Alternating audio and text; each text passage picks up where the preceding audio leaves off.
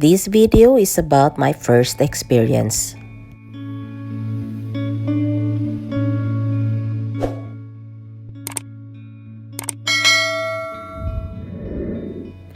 I'm very excited to do this trip.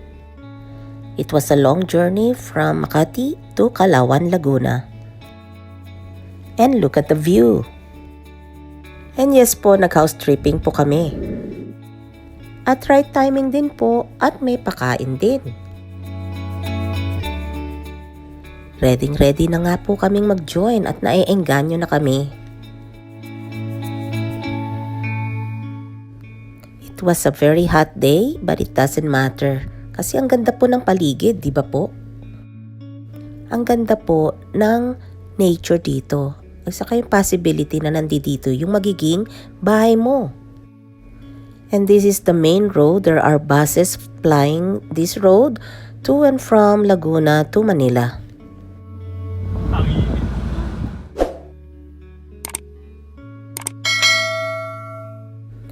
Ayan nga po, punta na po kami sa mga model houses.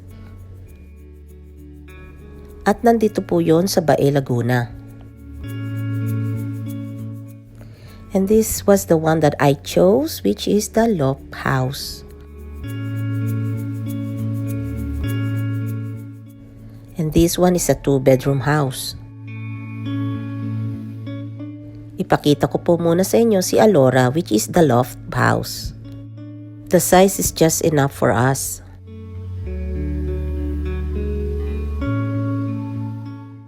Now I'm showing you the Amani, which is the 2-bedroom house.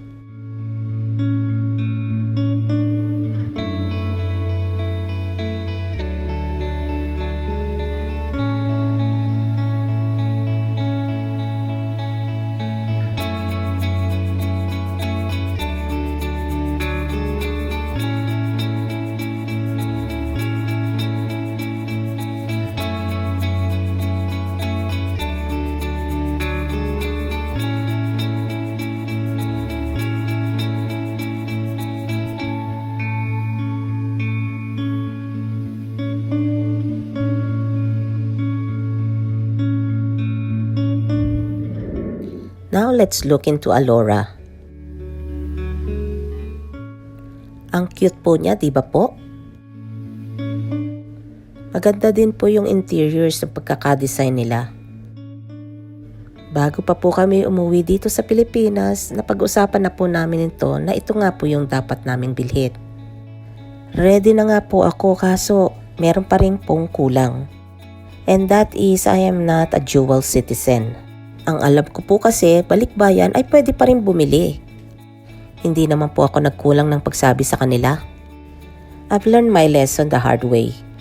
Kung may Philippine passport pa po kayo, go lang po kayo. I hope you learned something from my experience.